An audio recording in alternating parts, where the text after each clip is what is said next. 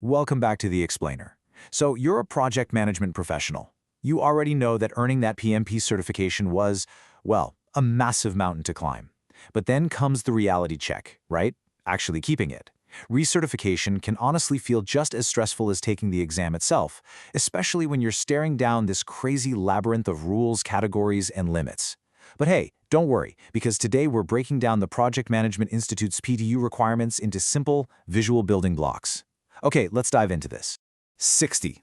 That's it. This is your absolute baseline goal. To maintain your PMP certification, you need to earn exactly 60 professional development units over the course of a 3-year cycle. That is the magic number. Literally everything we look at today is simply a strategy for reaching that exact target of 60. And when you spread that across 3 full years, it becomes incredibly manageable. It's not about cramming at the end of year 3, It's all about steady, consistent professional growth over time. But before we start categorizing anything, let's just ground the math in reality for a second. What exactly is a PDU? Well, it's a direct one-to-one exchange of your time for certification credit. Basically, one professional development activity yields exactly 1 unit for every single hour you spend engaging in it. Spend an hour in a training session? Boom, that's 1 PDU. So if you mentally map this out, hitting your 60-unit target means dedicating exactly 60 hours over 3 years to your professional growth. Easy enough, right? Now we've got to actually organize those 60 hours. Think of your PDUs as going into 2 distinct buckets. On the left side, we have education, and on the right, giving back. But pay very close attention to the modifiers here, guys. The education bucket requires a minimum of 35 PDUs. The giving back bucket has a strictly enforced maximum of 25 PDUs. Confusing those 2 words, minimum and maximum, is literally the #1 trap people fall into. You absolutely have to fill the left bucket to at least the 35 mark, and you are completely restricted from putting more than 25 into the right bucket. So let's start with Section 1, the mandatory foundation, education. This education bucket is the absolute core of your recertification. Because there's a minimum requirement of 35 PDUs here, it means the bulk of your effort over the 3-year cycle is fundamentally about learning and expanding your own knowledge base. You simply cannot recertify without checking this educational box. And within that mandatory education bucket, you're asked to diversify your learning across the PMI talent triangle. This framework consists of 3 specific skill sets: ways of working, business acumen, and power skills. The logic here is actually brilliant. I mean, the goal isn't for you to just study scheduling software for 35 hours straight. The goal is to develop a well-rounded practitioner who understands the tactical methodologies, the overarching organizational strategy, and of course, the essential interpersonal dynamics required to lead. And this diverse learning is enforced with some very specific sub-requirements. Notice the minimums broken down here. You must earn at least 8 PDUs in ways of working, 8 PDUs in business acumen, and 8 PDUs in power skills.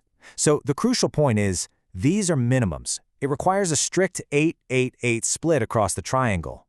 When you add those up, 8 plus 8 plus 8 equals 24 PDUs. So just by hitting the absolute minimum requirements across the talent triangle, you've already knocked out 24 of your 35 mandatory education PDUs. Pretty great, right? Moving right along to Section 2, the optional flex space, giving back. Now, let's shift our focus over to the other side of the equation for a minute. I want to explicitly reassure all the incredibly busy project managers watching this explainer right now, this entire giving back bucket is strictly optional. Okay? While giving back to the profession is a wonderful thing, you're not forced to do it to keep your credential. But if you do want to use your professional experience for credit, there are rules you need to follow. Take a look here. This visually reinforces that strict boundary. The giving back slice, which includes activities like creating content or just simply working as a professional, has a maximum capacity of 25 PDUs out of your 60. Remember that word, maximum. Once you hit 25 PDUs in this category, that bucket is completely full. Any further time you spend in these activities just won't count towards your 60-unit requirement for this cycle. You have to find your remaining 35 PDUs elsewhere. Now, what's really interesting here is the strict sublimit locked inside that giving back bucket. Out of your maximum 25 points in this category, you are capped at a maximum of exactly 8 PDUs per cycle, specifically for working as a practitioner.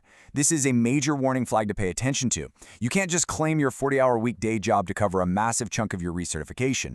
Working as a project manager yields a maximum of 8 points total across your entire 3-year cycle. No exceptions. So with all these maximums and sublimits in the giving back category, you might be sitting there asking yourself this exact question. what if I just want to focus entirely on education?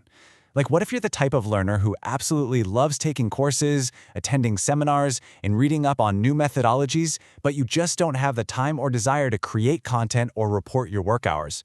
What happens then? Well, I get to deliver some fantastic news.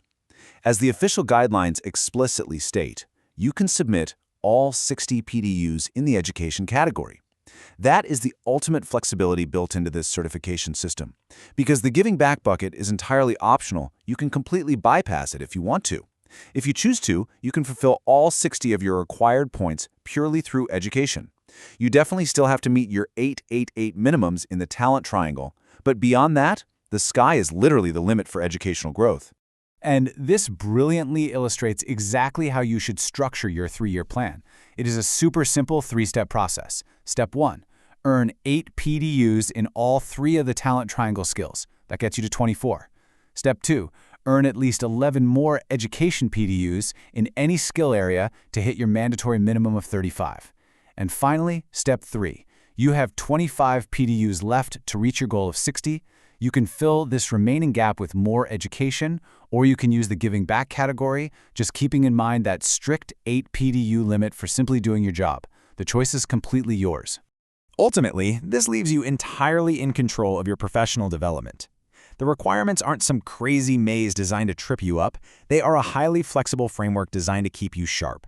You know the exact math, you know the minimums required for a strong foundation, and you know the strict limits on the optional categories.